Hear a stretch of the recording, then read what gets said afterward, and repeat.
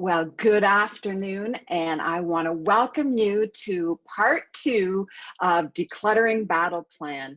This is a straightforward, easy to execute plan to declutter your home and win back valuable space. My name is Sharon Parento, and I want to thank you for taking time out of your day, this gorgeous fall day, to be with us. In one short hour, we are going to share with you tons of information, and we're going to ask you to stay tuned to the very end because we have a special offer just for people who are on today's webinar. Okay, so let's get started. Hello, Sharon. Hello. Just going to ask you to mute yourself, and also at the top of your box there's a place to type in any questions you have and any comments that you want to leave. So I'm sitting here in beautiful Richmond Hill. I'm wondering where all you are watching from. So if you want to type in where you're watching me from today, that would be so much fun to see how far afield we have visitors today. So there I am, pre-haircut. I'm a realtor with Keller Williams, and one of the things that I realized in door knocking my neighborhood in central Richmond Hill was that so many people had the same kinds of questions. They ask me when I say to them, hey, did you know your house is worth $1 million? They say, well, great, where are we gonna go? And even more salient to this presentation, what am I gonna do with all the stuff in my basement? You don't seem to understand. I've got my stuff after 40 years of living here. I've got my adult son's stuff that dumped here, and then I have the estate proceeds from my parents. So all of this can be overwhelming. And I'm going to tell you that clutter is the #1 thing that I see holding people in a home that no longer serves their needs. So we started these seminars in person, beginning in Richmond Hill, and then branching into Markham, Aurora, Thornhill, and onwards. So we really do specialize in helping people solve the problems so that they can get to the next phase of their home. Okay, so we do this through a variety of formats now. Maybe some of you have received our Canada Day flags in the mail or our yellow newsletters. But what I love about my job is that I get to help people who are stuck get unstuck. And to me, that's the best feeling in the world. So let's get started. Here is, look at them. Look at this happy couple who are clearly not bothered by clutter in the least because they wouldn't be able to smile otherwise, right? We're going to just do a little recap, and I want to be very cognizant of our time together because we have so much information for you today. But I do want, for the benefit of those who were not here last week, to just do a quick recap of clutter and what it costs to us, how we can kind of self-diagnose our limiting beliefs that hold us into that clutter cycle. And then we're going to just review the decluttering battle plan that we started last week. It's all more or less kind of high-level thinking, but today, I promised you, we are going to get into the nitty-gritty, and that's exactly what we're going to do. And again, let's just remind you that there's a place for you to ask questions and a special offer at the end. So let me just start by putting my phone away, and let's talk about the blockages that we incur as downsizers. So many people say to me, I just don't know where to start. It's overwhelming. It's like a wall of stuff confronts them. And because of the physical nature of the job of decluttering or the emotional connection to their belongings, they start pushing it off and pushing it off. And eventually the someday becomes never. And then they hire me as their realtor to list and sell their home, and it's the very first thing that we have to address. So it is the clutter. Clutter is the enemy that is holding people prisoner in homes that are no longer serving their needs. Did you know, I flashed this statistic last week, but there are 2.2 million empty bedrooms in the GTA. And 70% of seniors go into retirement overhoused. So if you have more house than you need, let me ask you, why are you living in a 2,500 square foot, 4-bedroom storage unit? It's not enhancing your retirement. It's not helping you do the things that are interesting in life. It's really just bricks and mortar. So let's get going on the next part of identifying the high price of clutter. Now, I know you all know that. You are successful, intelligent, attractive people, and you've all been through far worse challenges in life than decluttering your basement. But let's just remind ourselves of what it costs us in terms of our social life, our downtime, our cash flow, our usable space, and our efficiency. I've gone to the dollar store more times than I care to admit to buy a tool that I know for certain I already own, but just cannot find.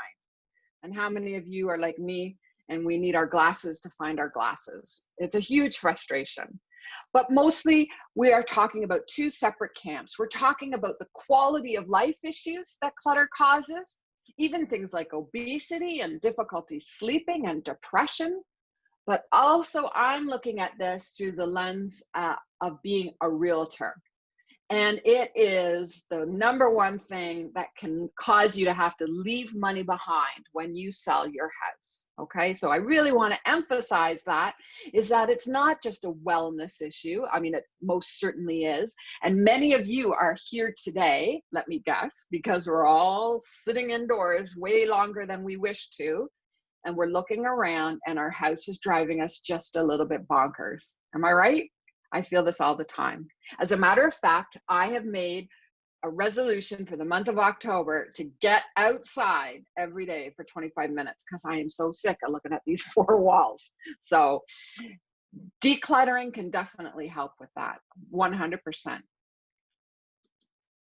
So the financial impact, of course, is something that we can revisit. I'm sorry, this is a bit blurry. We need a bit better, higher resolution infographic, but we do things like we incur interest charges on our bills because we can't find them, or we have an extra large home that we don't actually need, or we end up paying for off-site storage.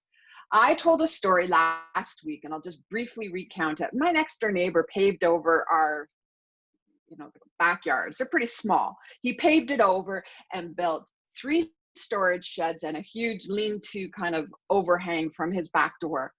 Do you know what's out there? I thought it was going to be a barbecue or a sitting area or a patio. No, this is everything that is storage from his, I guess, from his basement. And I'm thinking, goodness gracious, you don't have a space issue, sir. You have a stuff issue. And we all fall into this category. There's not a single one of us who wouldn't need to declutter before we sold our house, myself included. So this is so true about the frustration that being disorganized can cause. The adult version of head and shoulders, knees and toes is wallet, glasses, keys, and phone. Yes, if you've got those 4 things, you are ahead of the game. And I can't tell you how many times the very last thing I do as I go out the door is look for my glasses. And then when I can't find them, I have my kids look for them. So find the glasses. We can't leave until I get the glasses. So I relate to this. And this is a non-judgment zone. We are not here to judge or condemn. We are here to encourage you. We are going to give you some inspiration to go with your perspiration. So we talked about some of the false blockages that we put up in terms of decluttering. They, again, are kind of emotional, but there's also the pragmatic. There's a lot of us who just feel like, well, one day we're going to need that. And let me tell you, if you do actually get to the point where you need that scrap of lumber or that little bag of miscellaneous screws and bolts, guess what? You can go out and get another one. There's nothing preventing us from going out and replacing it if we actually do need it, but the likelihood is you don't. I've walked into literally dozens of basements from homes we're listing and seen a little pile of scrap lumber behind the furnace, or extra shelving, or that bottle of fasteners in an old dill pickle jar, whatever it is. Those aren't wrong, but when they start to accumulate past a certain point, you really have to ask yourself, what's the cost of keeping it versus if I do actually ever have to replace it? That's just kind of a cost benefit analysis that you can do for yourself. So the other one in this kind of category that I see very frequently, as a matter of fact, we are working with clients right now in Aurora. We've been working to declutter their home so that it can be staged tomorrow morning. And she has a beautiful collection of Royal Dalton figurines. And she says to me, as we were there yesterday, do you know how much I paid for these? And Trisha Romance prints out the wazoo. I paid $700 for that signed Trisha Romance print, that Robert Bateman print, whatever it is only stuff. And if you paid that amount of money, you paid that much for it, and you've enjoyed it, and now it is no longer enhancing your life, let it go. It owes you nothing. You got every ounce of enjoyment from it. And it's like one of those, I had a car once, and it had so many kilometers on it. As I traded it in, I said to the guy, it owes me nothing. I have gotten all my use out of it. And that's the same way about stuff, even expensive stuff. It's just stuff. Like I like to quote, never love something that can't love you back. The really important thing is gaining freedom from stuff, freedom from maintaining a home that has utilities or mortgage or property taxes beyond what you actually need. This is so me, because when my oldest daughter moved back home, she encouraged me. No. She actually made me throw out all my university notes and then my university essays. And when she didn't look, I went back and I retrieved my essays. But this is so totally me. Boxes of childhood stuff from each of the girls and even myself. I want to live a minimalist life with little or no clutter, but then I just, I might need this 5th grade math assignment. Yeah, just might need that. So let's all of us recognize that we have more than we need, more than we'll use, and we have some great ideas of how to shed that surplus. So we talked about clutter busting strategies for successful home sales. I told you that's my bias. I'm coming as a realtor. And as a former English and history teacher, I love a good metaphor. So we started with this kind of military campaign metaphor as a way of just identifying that this is not a once and done process. It's a campaign of incursions into enemy territory over time, including starting with the decision to do something about it. So first of all, kudos to you. You are here on a bright, sunny day, and you are setting aside time to hear something, I hope, that's going to be new and inspirational. And it's really just about a decision to decide enough is enough, and let's get going on this. So if you do nothing else, just don't bring anything more in. And I'm going to tell you, it's hard. Amazon Prime is not your friend. Okay, so let's just stop and say nothing else is coming in until we decide what we're going to do with the things we already have and don't use. So we're going to prepare to do battle. This is a recap of last week's seminar, and we will be sending out this presentation to you, okay? So no worries about that. You'll get all of this. But we want to remind you to start strong. We know that while your resolve is strong, we want to make sure everything is lined up so that you have a smooth battle plan ahead of you with all of your resources that you need, with everybody in your life notified, and we are just going to work towards starting D-Day strong, and we call that decluttering day, right? So I love those contractor garbage bags from Home Depot that are almost puncture proof. They hold a ton. I'm pretty sure you could put a body in them if you needed to. And they count as one garbage bag. So terrific. We're going to gather up everything we need so that while we have strong resolve, nothing is frustrating that intention, like, oh, I don't have enough garbage bags, or oh, I don't have any containers that I can put this stuff into. Because we only want to pick up things once, right? We don't want to pick them up and put them from one wrong spot to the other wrong spot. We want to pick it up and put it where it belongs. And if it's going out, we want to have provision for that as well. We want to tell our kids, hey, month of November, by the end of November, I need you to have your stuff out of my house because I really have an intention to declutter. And I know it's not a lot, and I know I have my own stuff, but really every little bit counts. So if you can make a plan, either to pick it up or we can donate it. You let me know which you prefer. Have the conversations with the people that you think you are saving things for, right? Oh, I'm saving that for my son or my daughter. Well, A, do they know? B, do they want it? And C, what's the retrieval plan? Okay, so it's time you stop renting out your basement for free. Enough said. Now, we also want to take back the territory. I want you to think of the room right now that needs the most work. What is it? Is it your basement? Is it your garage? Do you have a craft room or just a room, a spare bedroom that has become a dumping ground for everything that is just really being procrastinated about? Because that's really what clutter is. It's procrastination. What is the room that needs you most? That's where you're going to start. Because like I said, we only have so much resolve in a day. And if we start where it's needed the most, we have this beautiful feedback loop beginning for us, where we see the ground we are taking back, and it helps to encourage us to move forward. If you start in something non-essential, like, you know, your spices or something, I don't know, your linen closet or whatever, it's like being on a diet where you only restrict yourself to no French fries. You do all the suffering, but none of the gain. So we want to start where you need it most, and you're going to stay there until it's about 80% done. We don't have to be perfect. Nobody's looking for perfection. We're looking for progress. And I'm going to tell you where to start. I'm also going to tell you where not to start.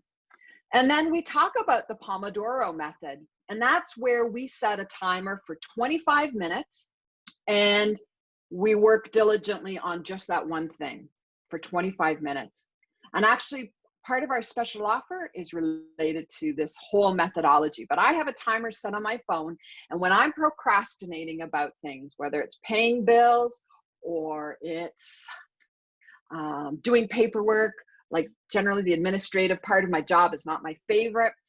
So if I have those kinds of tasks that I'm avoiding, if I do it for 25 minutes, guess what? No problem. It's doable and it makes a difference. I mentioned about my 25-minute resolution to be outside every day. That's a good chunk of time, right? That's a couple of times around the block. That's cleaning up the garden, whatever it is. And it's going to be enough to make a difference. That's the key thing with the Pomodoro method. It's high efficiency, high productivity, low duration. So it's almost like doing reps at the gym. You don't decide to train for a marathon by doing all of your training in one day. You'd be miserable and you wouldn't be able to move the next day, right?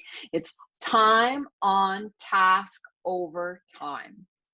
That's how you are going to conquer clutter. I'm sorry, there isn't any magic wand that I can give you. There isn't some kind of get decluttered quick scheme that I can promise you, but I can give you resources that are going to help. So sometimes we're not able, sometimes we're not willing to do it all ourselves. And you know what? I would have no problem coming and dealing with your stuff because I don't have any emotional attachment to it. So sometimes it's worthwhile bringing in family and friends reinforcements. Like I say, making withdrawals from the social currency that you have been saving up for all the times you babysat, pet sat, house sat, baked brownies for the school, you know, taught Sunday school. I don't care what it is. Every one of those now is somebody you need. And this is the time for you to ask for the help you need. Or just even partnering with a girlfriend or a guy friend, and you guys work together and keep each other accountable. It makes such a huge difference, right? And those family meetings can be anything from a pizza party to a Sunday dinner. I mean, I have kids in university, and if it's not ramen noodles, they would do just about anything for a little bit of protein. Okay, so that's the currency that you can now cash in on because you need the help. And then there are also people and companies you can hire. Not me. That's not what I do. I do it for my clients when they need help. My current clients that I was helping in Aurora, they're like 78 and 83. And it's just something they really need and I want to help them with. But there are tons of companies out there. Why? Because this is a big issue for a lot of people. There are all kinds of sale companies now where you can organize your own online sale, or they will come in and do it for you. So maybe it's as simple as asking one of your grandkids to upload photos and sell things for you on Facebook Marketplace for a commission, for some pocket money. Or you can hire professionals who will do this for you. So you either have time or you have money. Most of the time, if you want to choose between one of those two polarities, you can get it done or you can hire it out. Okay, so there are options there. Now, oh, look at these beautiful people. These are people who are clearly on the other side of this battle. They are looking forward to the victory. They've got their boxes ready to take and donate. And we're going to get started with the campaign Divide and Conquer. If you question the efficiency of this strategy, then you only have to remember when you were parenting small kids. That would divide and conquer between mom and dad. You know, mom said no, dad's, you know, go to dad and try dad. So this is, you know, a similar principle that we want to go where the easy wins are first. Again, because it encourages us to keep going, right? So we want you to start with the easy win. Let me ask you, what do you think is the first place you should start decluttering? We already said we're in the room that needs your help. So let's pretend it's the basement rec room. What are you going to start with? When you scan this room and you see the clutter, where are we going to start? We want an easy win. Any guesses? Garbage. Now, I'm not saying that you are one of these hoarders that you might see on a reality TV show where we've got garbage and garbage and garbage piled up. Not at all. But we all have things that we don't need and that aren't actually any use to anyone else either. Am I right? What kinds of things am I talking about? Well, this is anything that is broken, soiled, or missing parts. Something that you're holding on to because you think, oh, I'm going to get the new power cord for that. Or, oh, it just needs a bit of crazy glue or whatever. If you haven't fixed it by now, it's not going to be fixed. So out it goes. Now, I've gone into so many houses too where I see product boxes, like old TV boxes. You've got the box and the styrofoam, but you don't have the TV. Or instruction manuals or spare parts to things you don't own anymore.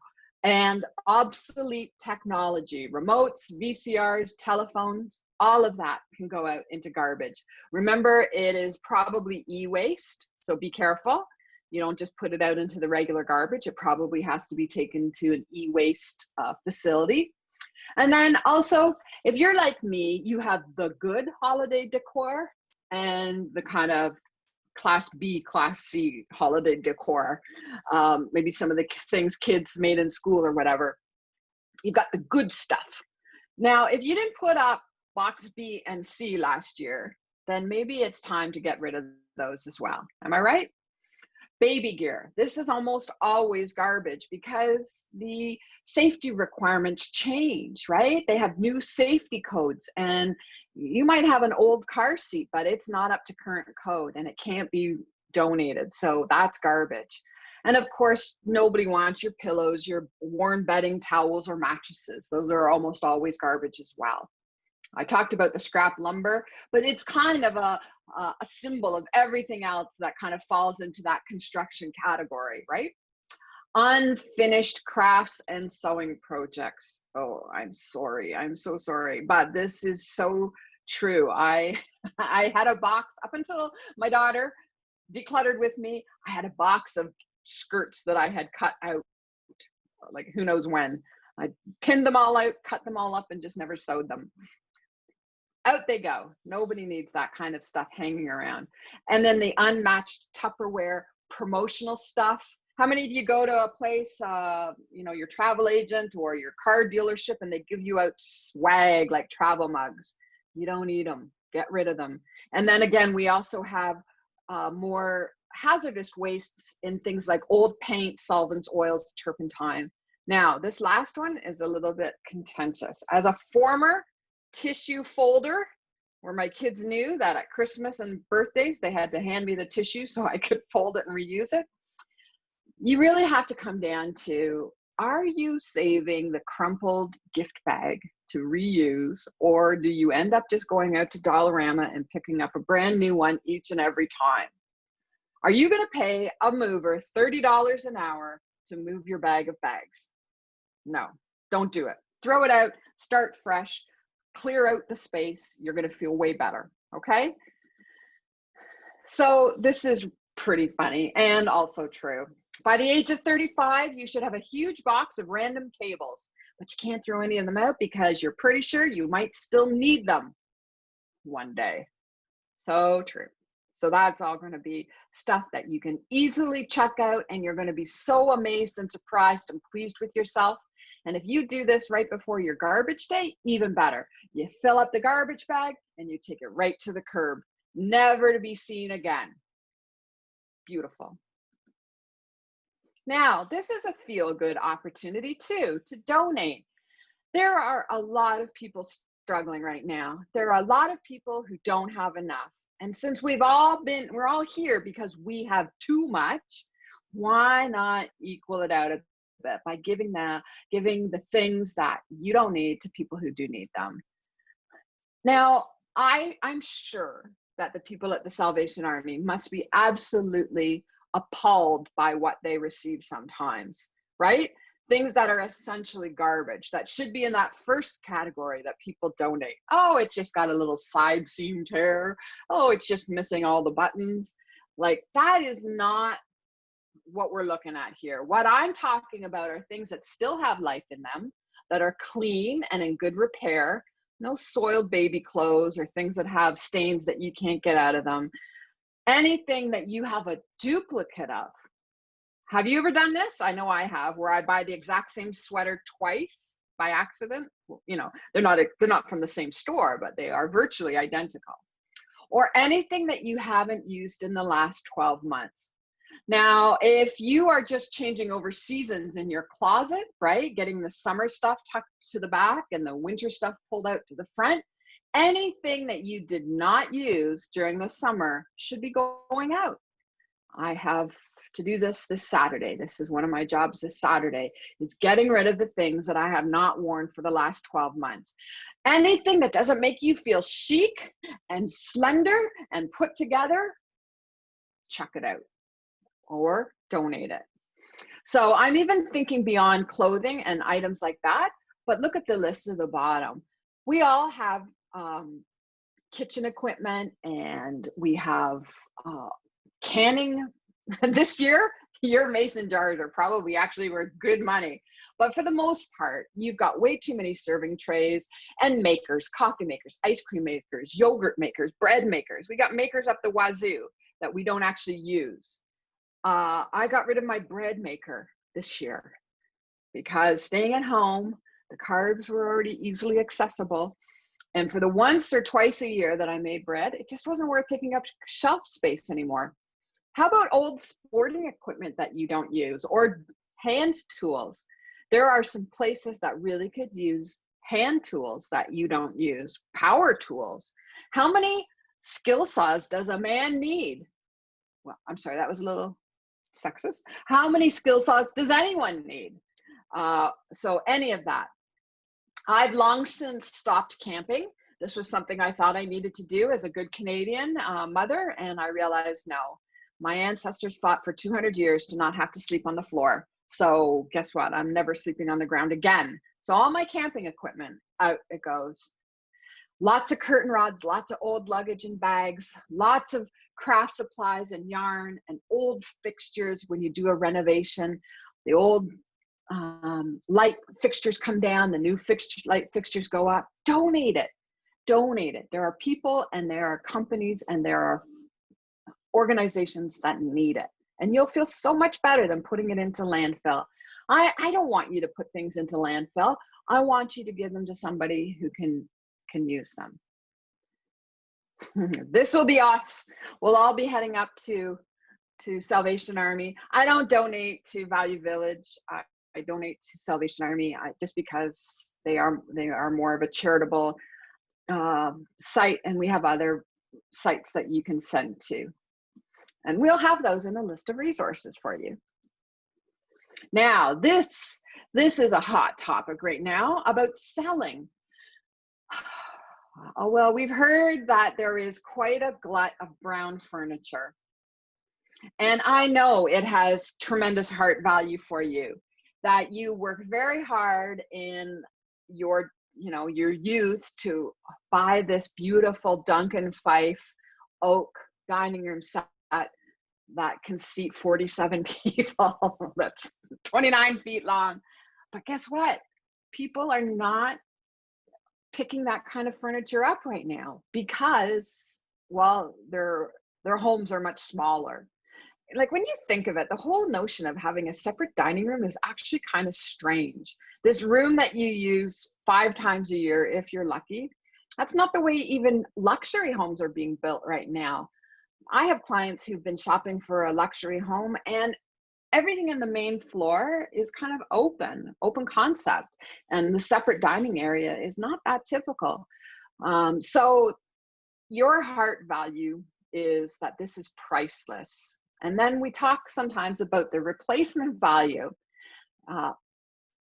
These bunk beds that we're selling online, those cost me $600. Well, that's, and they would cost you $600 to buy them again. But at the end of the day, it's used stuff. How much would you pay for a used dining room set or used bunk beds or whatever? You have to separate the emotional from the practical. And really, at the end of the day, if you got a few bucks and whatever it is, you are doing well. You haven't put it into landfill. You've gotten a few dollars for it. It's out of your house. That's priceless. Like those old MasterCard commercials. The value of this is priceless. So there are some exceptions right now. Not everything that is old is valueless. There are a few collectibles, and it's a little bit outside my realm of expertise. So I always refer it to an appraiser. So I'm thinking about things like silverware, like antique furniture or art items. I do know a few of them. If you have any mid-century furniture, like especially teak, I know you're gonna laugh, but this is really valuable right now. People love the sleek, modernist design. It's very much in vogue right now. And then we also have things like first edition books or solid state electronics or mechanical watches. I suggest that you Google these. If you think you have something that might be valuable, Google and find somebody who's an expert in the field, and they'll help you put a price on it. Because we do know that, like, if you watch the Antiques Roadshow, like I sometimes do, you'll know that sometimes we do have property that is worth something in a big way. Okay, so any questions about that, we're going to come back to it at the end. I'll read your comments at the end. Okay, so let's go forward. The selling. There was an old woman who lived in a shoe and also had a timeshare in Hawaii. Wouldn't that be nice? So you get rid of the big old boot for all the children, and now you've got 2 properties. That's so many people's dream. I can't tell you how many people say that to me. that they would love to have maybe a condo here in the city, and once the COVID restrictions lift, be off to sunny climes for the winter. Wouldn't that be so nice not to have winter? Oh, that would be so nice. Okay, so let's talk about some of the sales sites that we have used. We're going to send you a list, but there are online auction companies that you can use. One of them we talk about is Max Sold, MAXSOLD. And you can upload your own photos, or they will come and organize it into lots, photograph it, publicize it online, and they even take credit card payments. They arrange all the pickups, it's all secure, people have a window. Another company we like to refer business to is called Transition Squad. And again, same kind of idea. You can do it yourself or you can hire them. And virtually everything sells at Transition Squad because it's an auction. And as long as people continue to bid, they keep the auction open. There's one right here in Thornhill called Sell My Stuff Canada. So there are lots and lots of companies who are jumping in to this business because they know. And there are professional organizers like Downsizing Diva or Simply Home. And these are companies that will take it over completely for you if you need them to. Okay? They do it for commission. It's a business, not a charity. But like I said, you have time or you have money. And maybe you don't want to deal with this yourself. No worries. We've got solutions. Now, we're going to do a little Oprah moment here. We want you to keep the best for yourself. We want you to keep the things that bring you joy. Use the good china. Use the guest towels. Put out the white linen. Who is more deserving of that than you? Keep the good underwear and get rid of the gardening underwear or whatever it is. You get the principle that I'm talking about. We want you to have a better life, but maybe a smaller life in terms of just the amount of stuff that you are a caretaker over. We're all stewards of what we've been given. And if we're not being good stewards, maybe we need to compress the pile a little bit so that we can take better care of the remainder. So smaller house, bigger vacations. I love that. So fill your life with adventures, not things. Have stories to tell, not stuff to show. Do you know who has this particularly ingrained in them? Millennials. If you have children in their 20s, they already know about this. You ask them about their aspirations to own a home or even own a car. Are you kidding me? They don't really care about owning things for the most part. They care about experiencing things. That's why we look at them and we say, wow, what a waste of money to be Uber Eats and Uber driving and Uber life. But for them, it's about the experience and not about owning things. And I think as we age, we realize that the stuff that we own ends up owning us. And it's a time to transition away from acquisition to experiencing. And so that's my hope for you, is that you do keep the very best for yourself. You deserve it. And the rest, the lesser, we let go. So this is where we get to enjoy the spoils of your hard work. This is where you can sleep a little better at night knowing that it's been taken care of. That should, God forbid, anything happen to you, that there aren't thousands of dollars of stamps or coins, or in my dad's case, car parts that have to be sold for pennies on the dollar.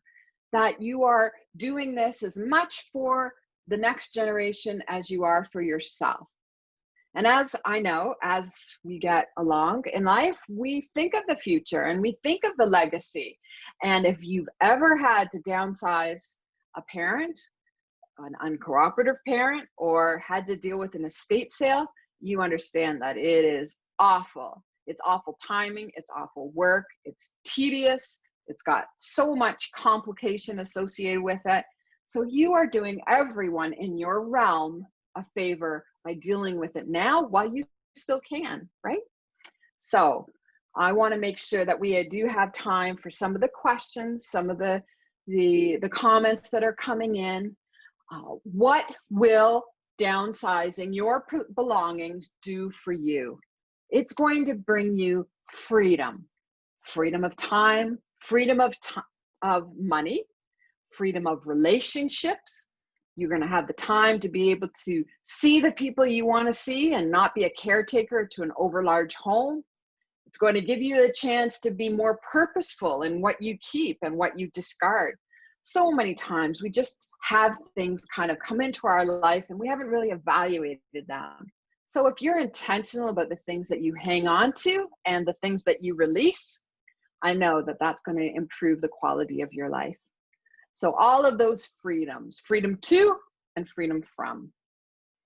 The first step in crafting the life you want is to get rid of everything you don't.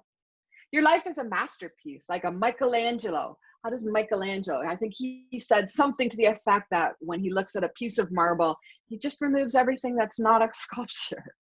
So that's the same thing. Just remove everything that is not ideal in your life. Great place time right now to post in some questions. We're going to make sure that we get to them. I promise you, we're going to get to those. I've left enough time.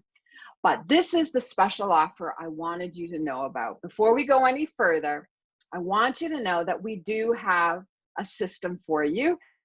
It is a little bit counter to what I advised you in terms of staying in the one room. We do flit around a bit.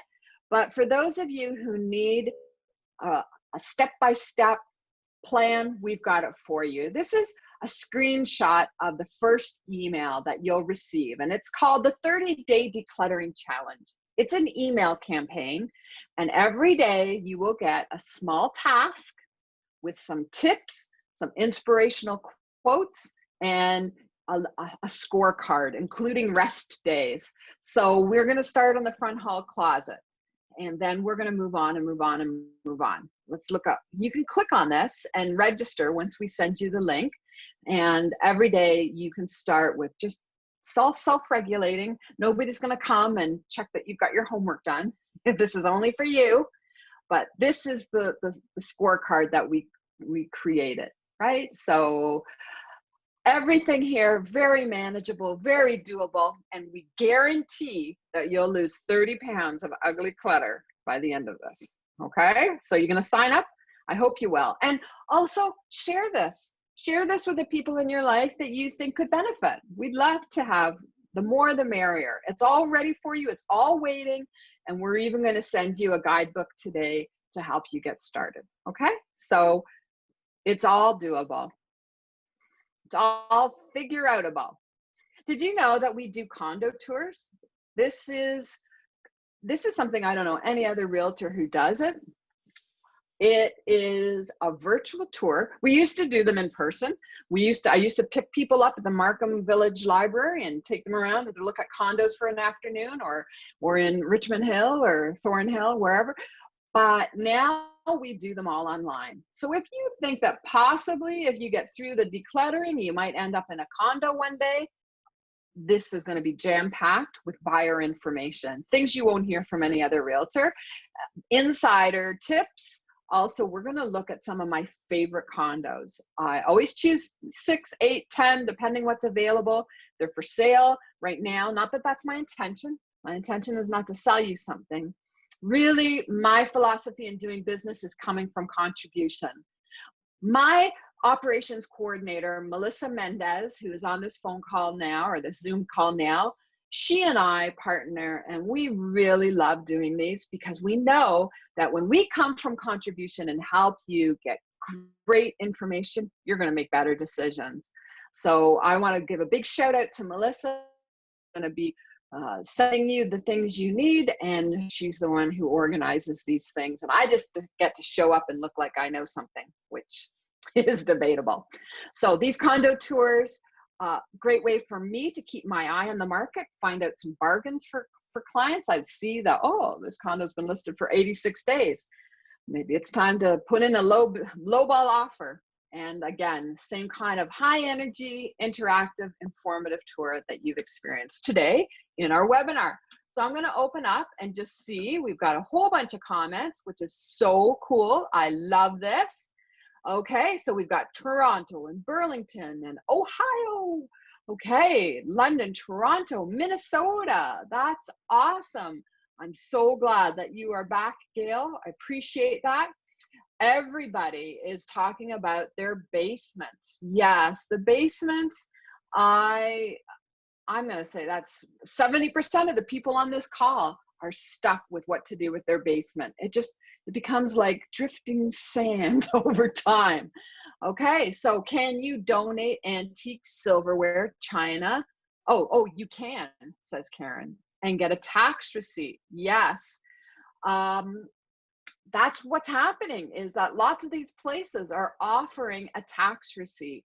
The same thing with one of our favorite organizations, which is called the Furniture Bank. We love them. It's not free, but you do get a tax receipt for an in-kind donation. That's 2.5 times whatever they charge you. So that's all good.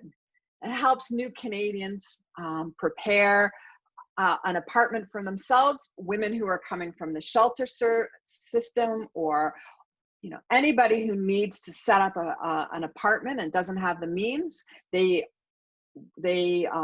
sign up for an appointment to go and shop at the 27,000 square foot showroom or warehouse of donated furniture and housewares. It's not just furniture, it's also housewares. Okay.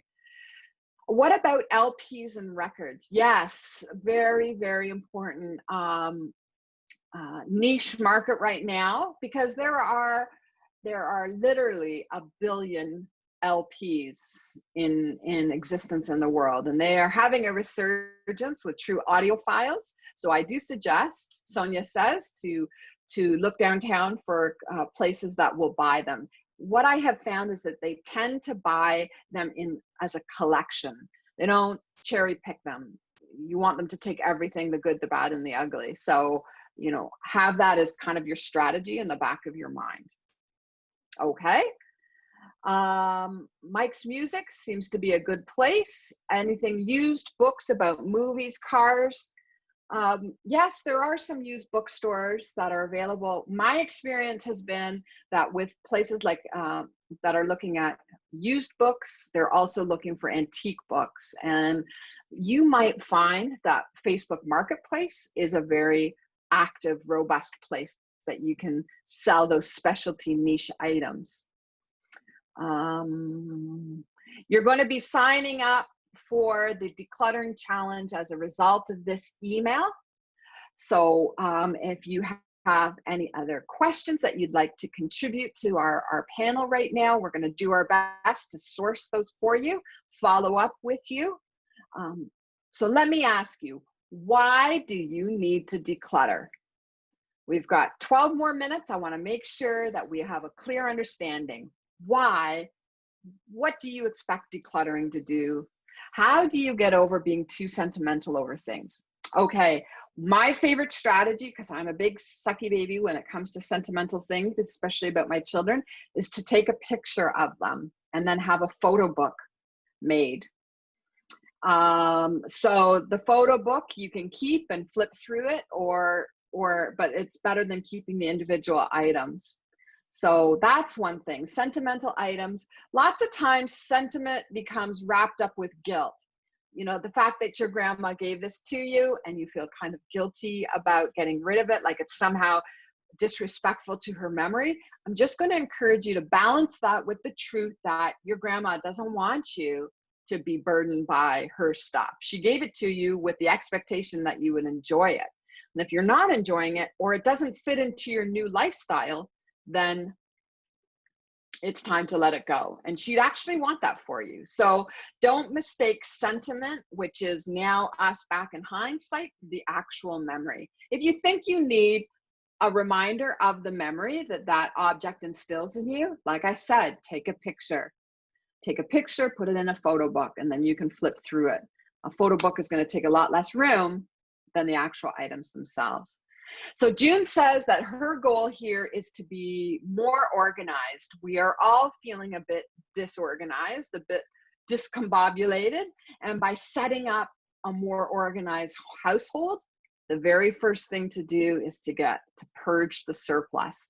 So the decluttering in my books is the absolute best thing you can do to have a higher resale value in your home. If I said to you that every bag you take out of your house is worth $100, is that enough of a carrot? We talked about all the stick. We talked about all the negatives associated with clutter. But would that be enough of an incentive? Because I'm pretty sure it's about right. I've never walked into a home yet that doesn't need to be decluttered in order to sell, because it's going to make the house look brighter and bigger. And just like people who renovate just before they sell, I always feel a little bit sad because they would have been enjoying this house even more if they had decluttered before I came on scene, right? So do it for yourself. So we have crystals and stamps. Those are quite specialty items. And I know that even within the crystal decor items, there are lesser and there are greater. There are some that are rare and very collectible, and there are others that are not, somewhat dependent upon size. So again, I would do some research into that and then see what you can find out through Facebook. Yes, decluttering to invite others. Yes, when we get to invite others, won't that be amazing? So maybe in your case, Dana, you want to start in the living room area. Just start in the living room and then reclaim that room and move to the dining room and move to the kitchen.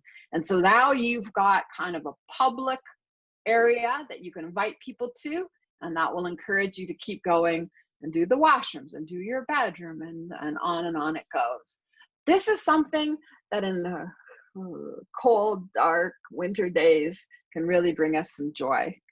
Turn off the TV, turn off the internet for 25 minutes and start yourself going, and you will be so proud of yourself. You're going to feel so good, because I have to say, a lot of us, we have shame. We have misplaced shame over the state of our homes. We're embarrassed. Oh, I'm sorry about the clutter, or don't mind the mess, you know, all of that. Don't apologize to those people. Apologize to yourself and do it for yourself. And then you'll be able to invite as many people in as you want.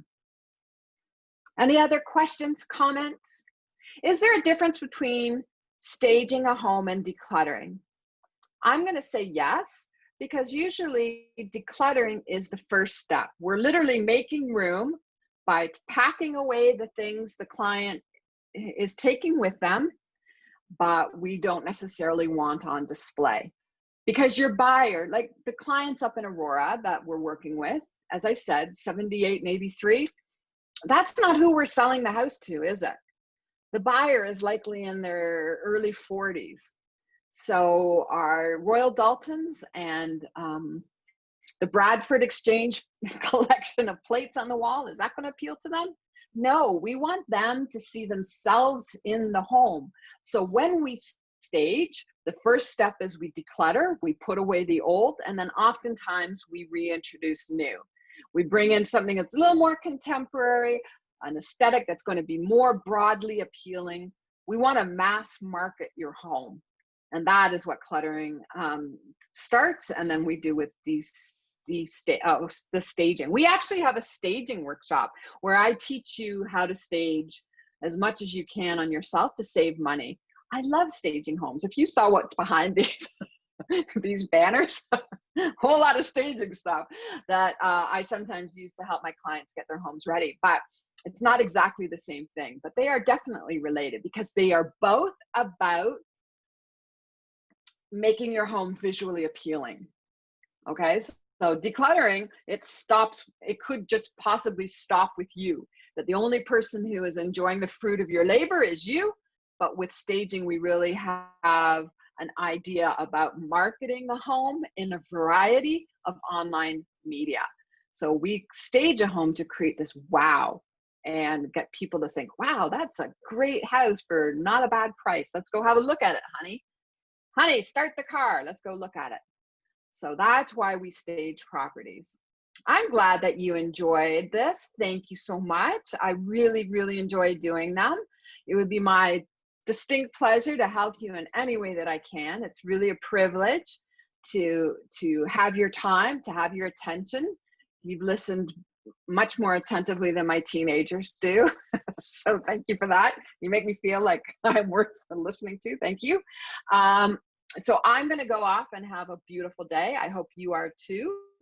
I hope you will take us up on any way that we can help you as a realtor, as somebody who works as a consultant first and foremost. Of course, I make my money by buying and selling homes for people, no doubt about it.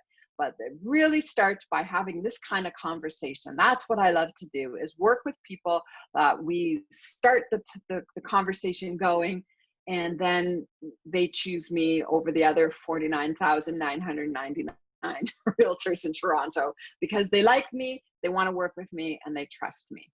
So that's what I strive to achieve here. Okay, so I hope you'll sign up for the 30-day decluttering challenge, or you can visit our website at Smart Realty Solution singular.com, and we have our other webinars that are available there, including best return on investment, the best renovation for return on investment, and our staging workshops. Okay, so you got your hubby on board. Wow, that is awesome. There's always one in the relationship is the gas and the other is the brakes. Am I right? And I'm going to say this, but it's usually the men who are the brakes, just saying. Because women, we want to have it clear and clutter free, and the men are the ones who are the 47 Phillips screwdrivers later. Okay. Yes, we will be sending you the sign up for the 30-day decluttering. Yes, we will. Everything will be coming to you. So I want to make sure that we're keeping within the time. I want to be respectful of your time. So we have just a few more minutes left. Are there any other questions? Anything else I can do for you?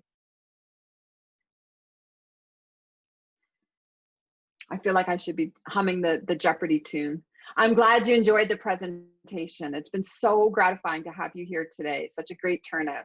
I know this is a topic very close to people's hearts, and we will be sending you out a variety of resources to help you on your decluttering journey. Okay, thank you. It's been a joy wearing lipstick that people can actually see. No mask. Awesome. Okay, thank you. Appreciate you all. You are most welcome. It is my joy and my privilege. So I am going to stop my screen share, and I